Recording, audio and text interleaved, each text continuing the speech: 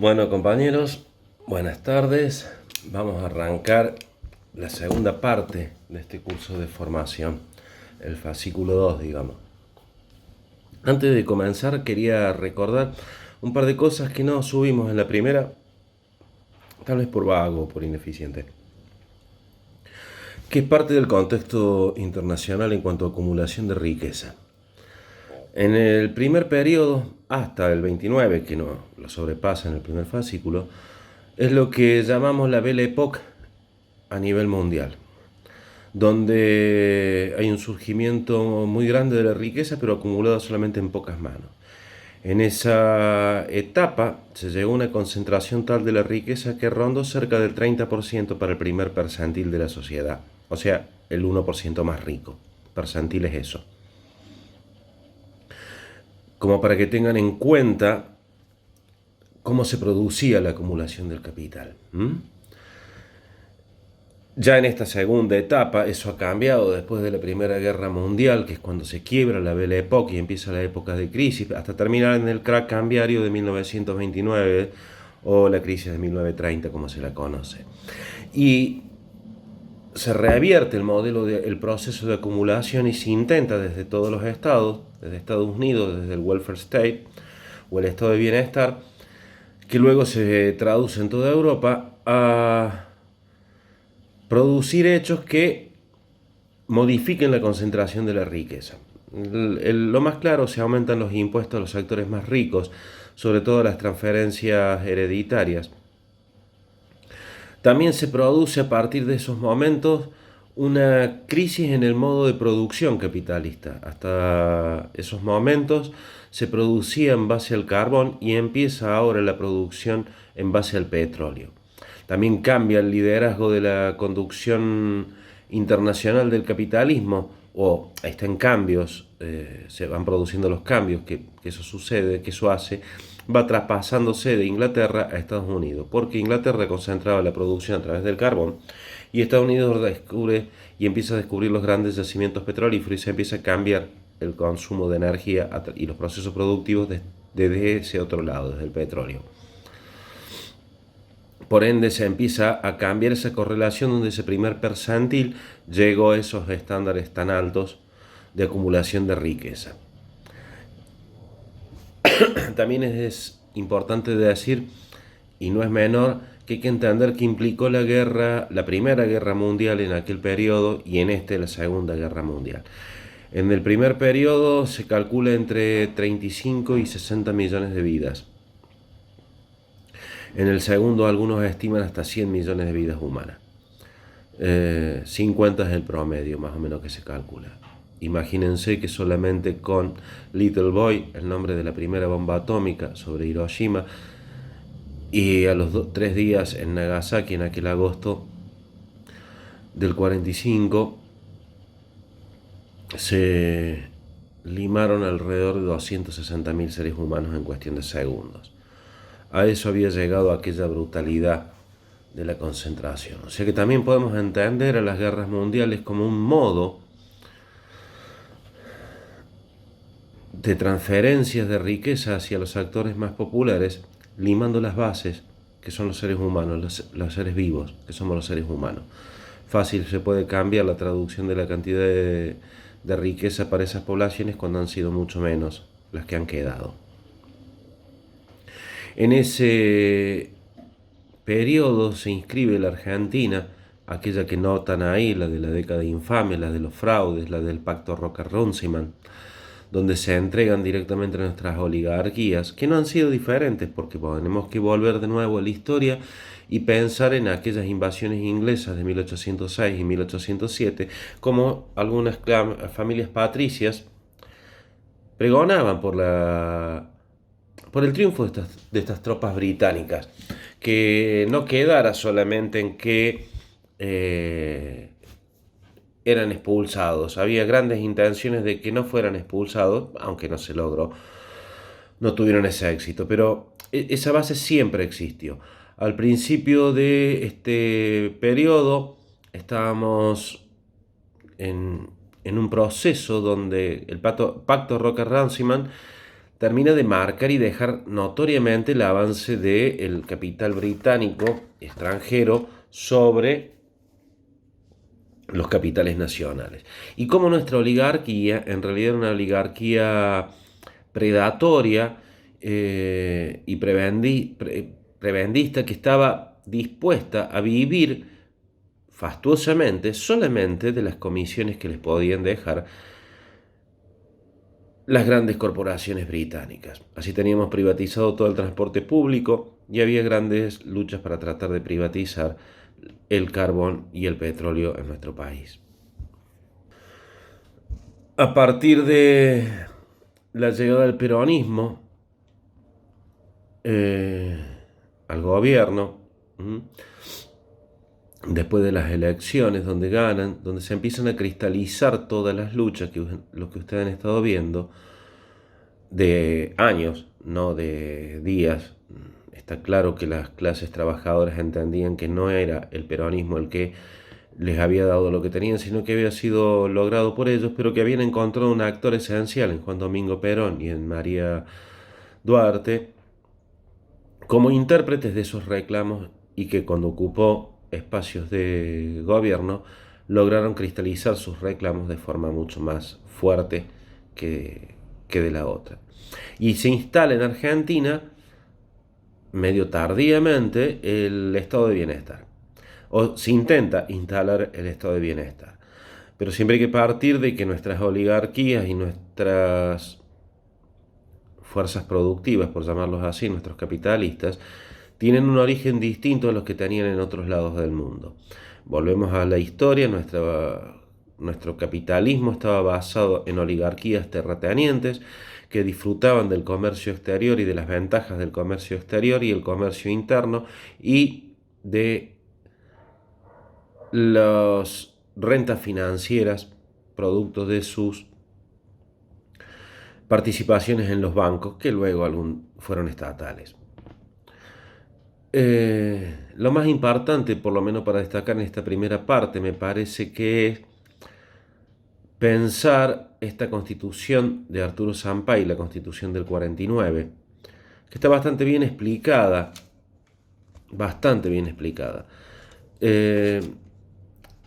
sobre todo cuando toca el tema del derecho a huelga. Cuando ustedes la lean van a encontrar efectivamente que en la constitución del 49 no está el derecho a huelga.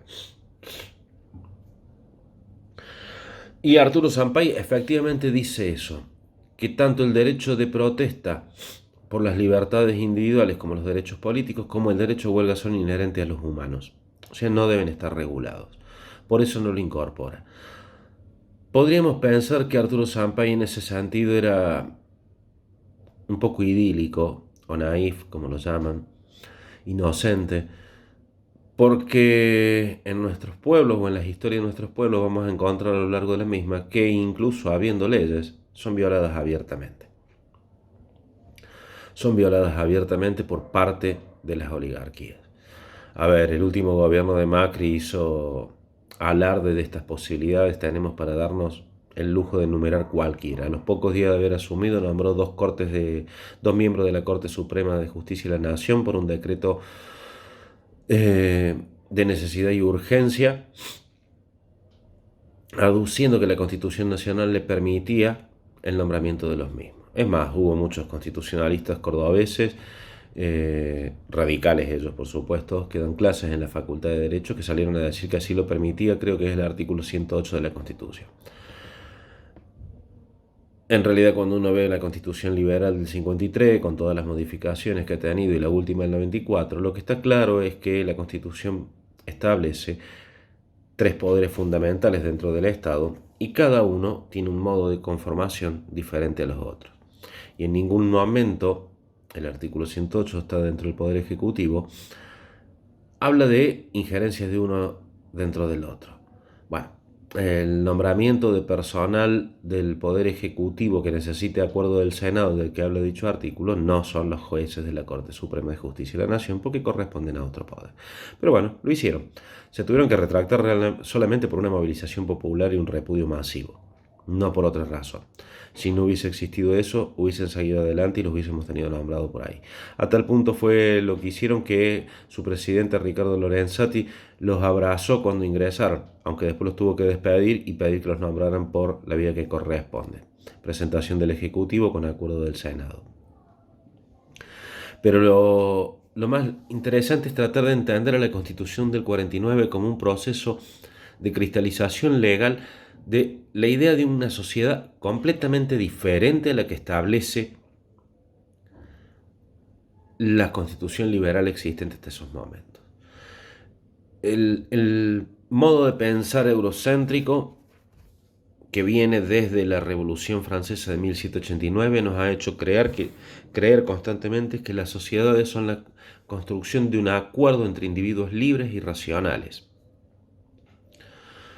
No hay antecedentes históricos de esos acuerdos libres y racionales, de individuos libres y racionales. Y las sociedades son mucho más que eso. No es la suma de las voluntades individuales, de las virtudes individuales o de los defectos individuales lo que hace que una sociedad sea esto o aquello. No funciona así. Ningún grupo funciona así. Ningún grupo humano, ni siquiera de ningún grupo de mamíferos. Esa es una simple ilusión que tenemos conformado desde aquellos momentos históricos y que pretende que la sociedad, entonces lo primero que hay que cuidar es la individualidad. Pero la Constitución del 49 empieza a abrir los campos para pensar que las sociedades tienen un bien supremo que no es el individuo, sino que es la sociedad, es lo social. Y desde ahí me gustaría que hagan un buen análisis.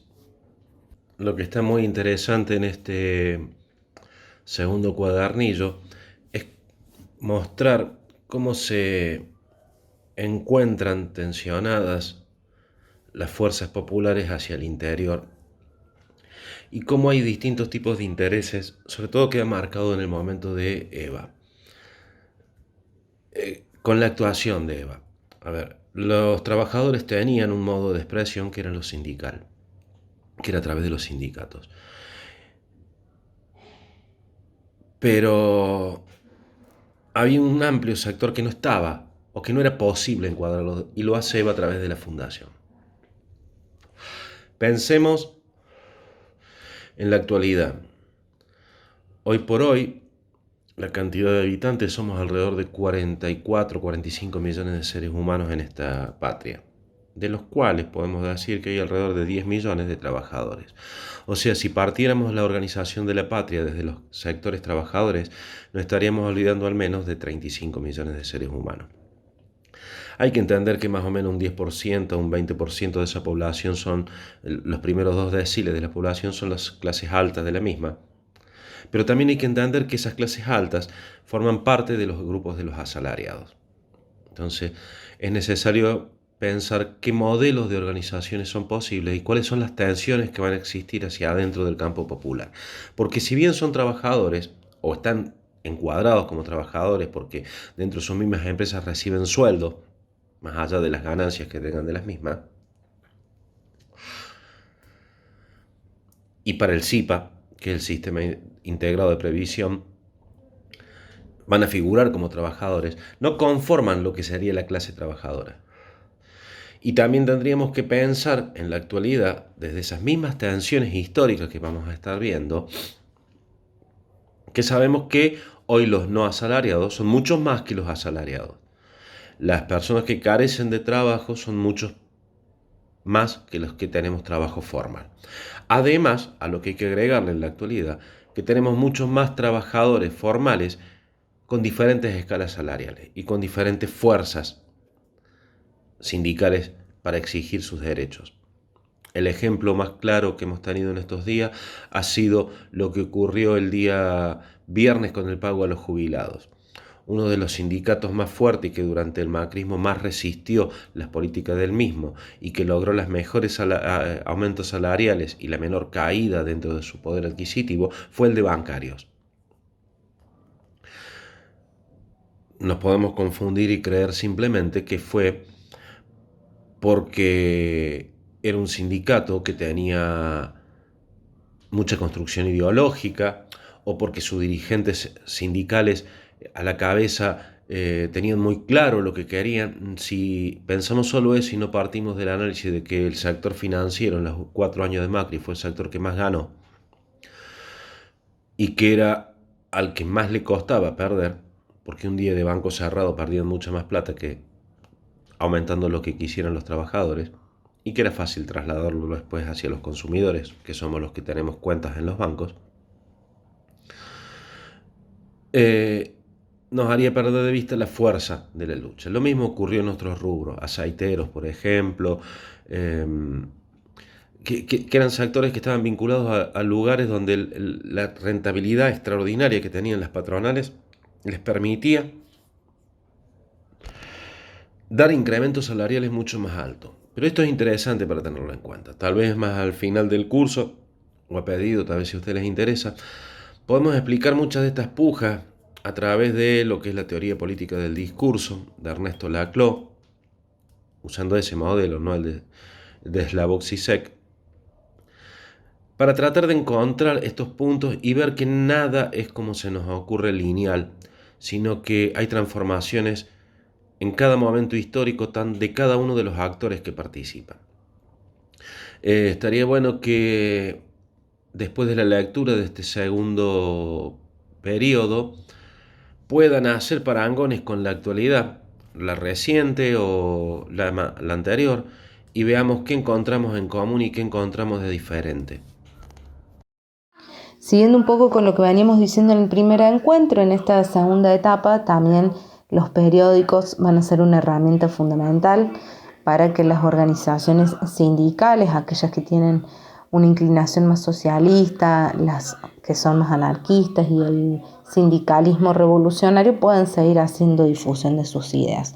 Uno de ellos es Bandera Roja, que aparece por primera vez el 1 de abril de 1919, tuvo una vida muy corta de duración, principalmente porque al ser un medio anarquista, en donde los anarquistas decían que no tenían una estructura vertical dentro de sus organizaciones, sino que quienes eran editores o ocupaban algún cargo de dirección dentro de estos periódicos eran roles y espacios que se iban, digamos, rotando. Son Enrique García Tomás, Atilio Biondi y Hermenegildo Rosales quienes ocupaban el rol en ese momento de directorio, si se quiere llamar así, dentro de Bandera Roja, hasta que fueron condenados a prisión y enviados al penal de Ushuaia.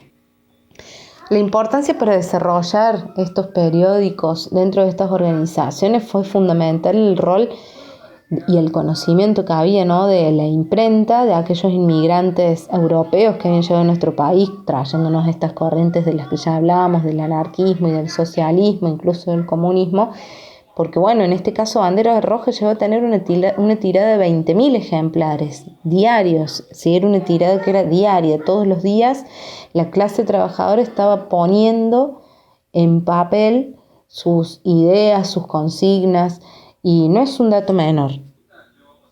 Lo mismo es el caso de Tribuna Proletaria, que era el órgano de difusión que era subvencionado por los gremios que componían la FORA, ¿sí? Este fue muy importante hasta que llegó a tener su última tirada el 30 de marzo de 1920.